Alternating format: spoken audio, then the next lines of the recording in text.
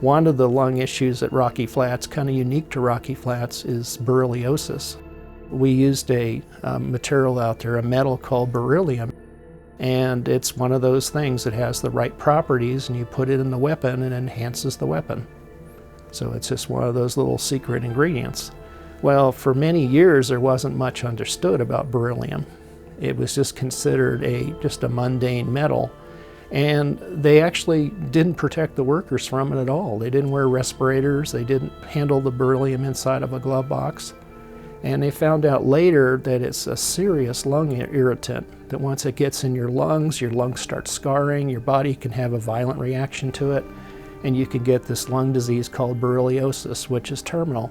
There also was a practical side. The work had to get done. People had to get in there and use their hands and had to get close to the material to do their jobs. So compromises were made.